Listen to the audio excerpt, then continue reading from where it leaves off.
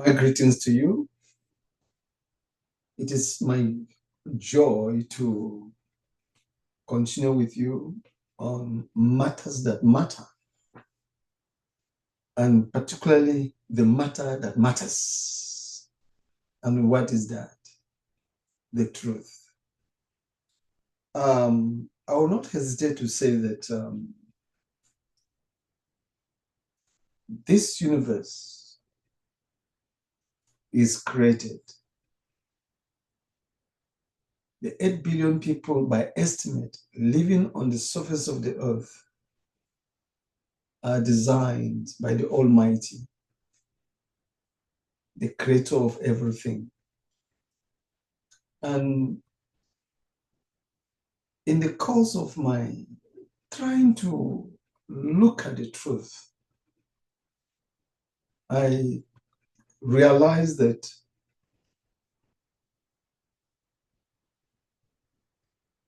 there are levels of truth. The universal truth, the particular truth, and then the specific, that is the individual truth.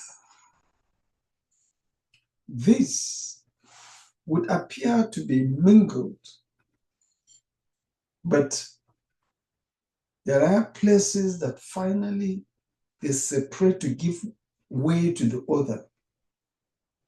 And I am delighted to say that I have started on Truth 101A, and I will continue therein.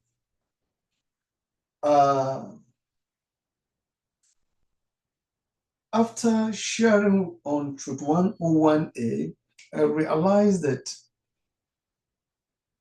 there were required general truths that I should have also mentioned them deliberately to see why and how the general truths or the universal truths are intimately connected, controlled, overseen, effectively managed, and guided by the creator of such.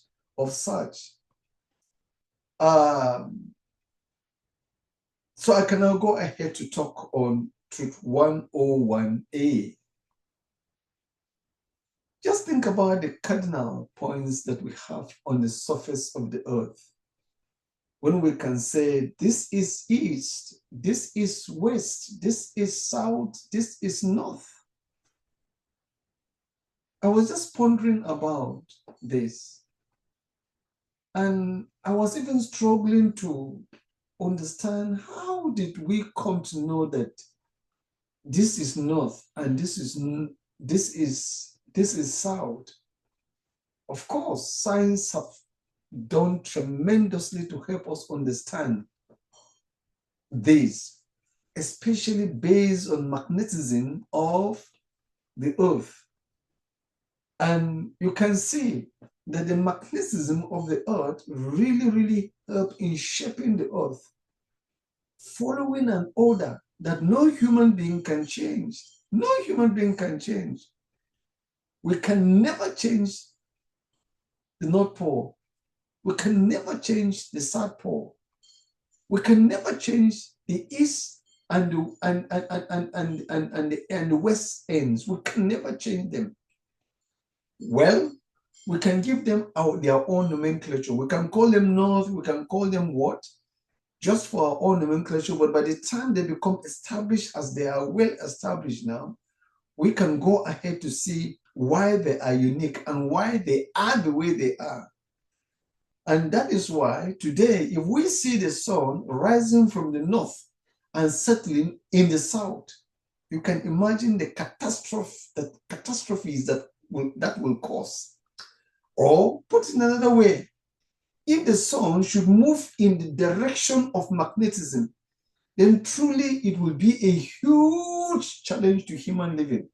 No wonder, in the ingenuity of the creator, we could see that the sun moves from the east to the south, west. while the magnetisms are aligned north and south. And in all the movements of the sun, magnetism has never in any way influenced its structure, influenced anything about it. And for the thousands of years of existence of mankind on earth, I don't say billions, I don't say millions, I just say thousands.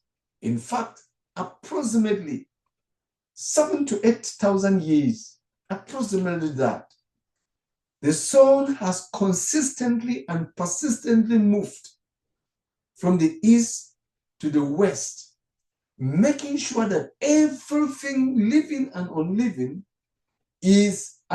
tests the heat of the sun. Wow, is that not a mystery? And can we ever attribute this to evolution? That in the wisdom of evolution, the sun has chosen not to obey any random speculations, but it has decided to stick to a pattern. The sun alone speaks to us clearly that nothing like evolution ever existed.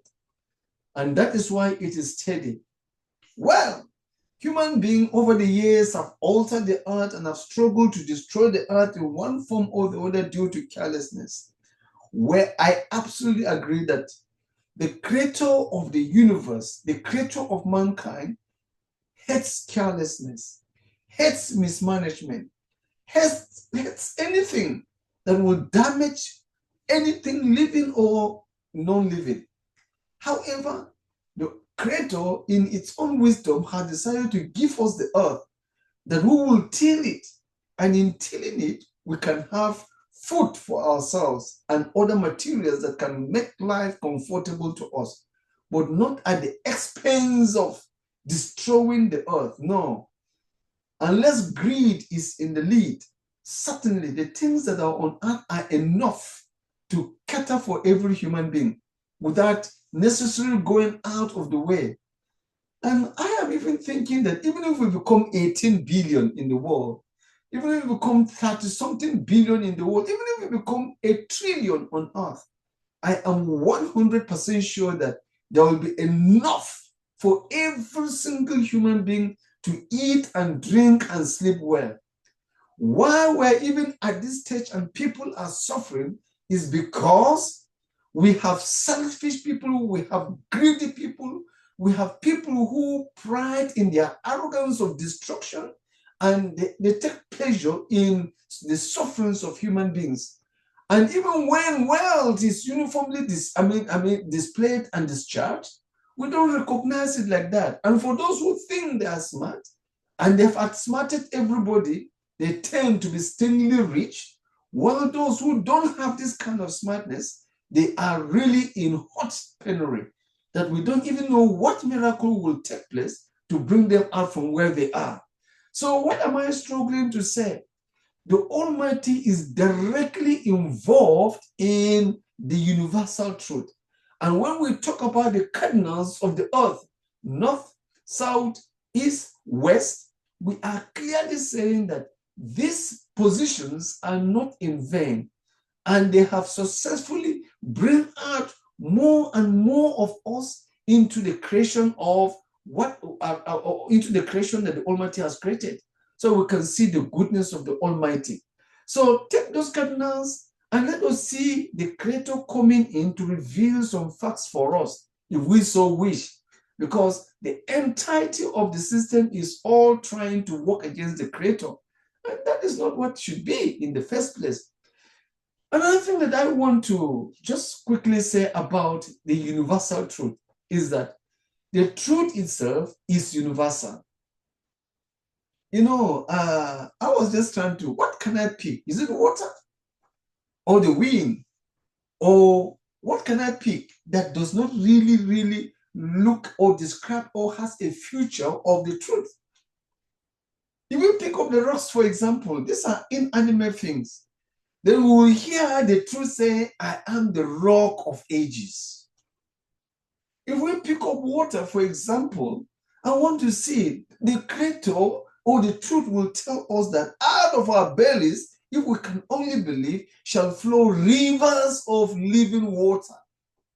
Because this person will use the ordinary to take us into the extraordinary. So whatever we want to pick about creation, we'll see the truth really well represented, really to guide us into understanding it better. So what are we waiting for? This is exactly what we should be thinking. And this is exactly what we should make sure that in the universal settings of things, there we are.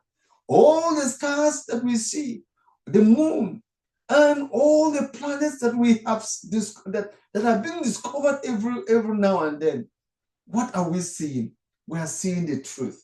And their orderliness show clearly that it is not just evolution. It is a design by the designer to present something.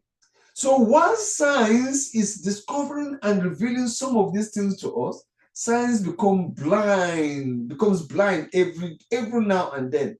Instead of telling us that, yes, we have reached a level that we can see the grand designer behind everything, we turn to say, no, the designer does not exist. That should not be our portion. I want to challenge us again that the truth speaks in every universal truth. There are many examples out there, quite a lot of them, of universal truth. But what are they out for? They are trying to guide those who have become aghast to the truth that, see, you cannot escape it. Because if you cannot see me in this, then are you not blind? In the biggest of all things, you can't see me? And are you okay? So I want to challenge us to come to that level, to actually see the truth as it should be. There's another thing that I feel I should mention about the universal truth. And that is, every living thing eats, or at least feeds on something. This is true. You've just taken something, or you're about to take something. It's a reality. And you can never get to where you are now without taking something. So whatever living thing we can imagine, it feeds on something. And sometimes it is what that living thing feeds on that subsequently feeds us. For example, if you pick up the plants, we'll understand that man's life depends so much on plants. And yet, the plant feeds on the things that are underground, such as the minerals, the water, and so on and so forth like that, until it grows and produces whatever we're looking for in the plant. For example, if it is a mango fruit, there we are with mango fruit. And if it is cashew, there we are with cashew fruit. So it keeps going on like that. So every living thing feeds on something feed on something that living thing can become food also to another. However, it stops at that level. It does not cross human beings. It is sad that all human beings eat human beings. This is just thoroughly abnormal, because the climax of creation is mankind. And therefore, mankind cannot eat another mankind.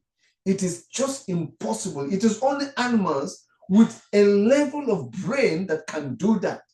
But somebody who had outgrown animals cannot eat another human being. However, we cannot deny the fact that we have cannibals in cities and in villages and in hamlets and everywhere. This ought not to be. So let us accept some challenges. I know that there are so many examples of universal truth out there, but I want you to see in everything you see as universal truth, there is the truth. And that truth is meant to convince you that if you can enjoy the universal truth, then you don't have a reason whatsoever not to come to the knowledge of the truth. You don't have a reason.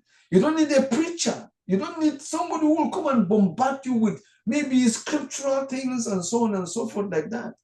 Well, I don't know the kind of audience that are listening to me at the moment, but I want to believe that these are people who are seasoned, and I want to encourage them to see the truth in the universal settings of the world, and clearly will have every reason to stand in awe of this particular of the revelations that we are seeing.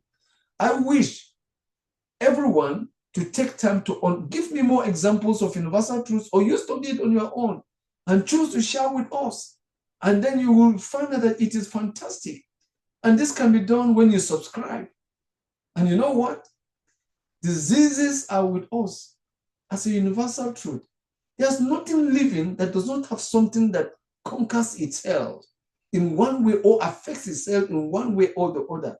And that is why the world is a place of fighting against diseases that harms us. And in fact, the diseases themselves, which are often microorganisms, they also strive against something to survive. For example, if we've generated some antibiotics against them, you can imagine how they will struggle to survive. So we live in a world that there is constant struggles, constant fight against one or the other. We are just constantly in that way. However, it is meant to die down as we are in the human settings. Why? Because we're supposed to work together and prove a point that one person has created us in that person's image, after the likeness of that person, so that together we can adore this. And just imagine it, that you have come to the knowledge of the truth. I have come to the knowledge of the truth. We've all come to the knowledge of the truth. I assure you, we'll live a better life. One good thing about the truth is that it does not render anybody lazy. It does not render anybody stupid. It does not render anybody foolish. No. In the truth, we have wisdom. In the truth, we have knowledge. In the truth, we have understanding. And to put them in that order, we get knowledge, we get understanding, and we get wisdom. And when this trio work properly in us, our levels of productivity increase. Our innovations will definitely expand. And that is what I want you to understand or appreciate or rise up to follow. So just as I'm determined to understand more of the truth in the universal settings, I also want to encourage you. With this, I will suspend Truth 101A, and I hope other people will understand it, expand on it, and share it. So that in the presence of what we see, what we hear, and common to everybody, we can together learn about the truth. Thank you so much.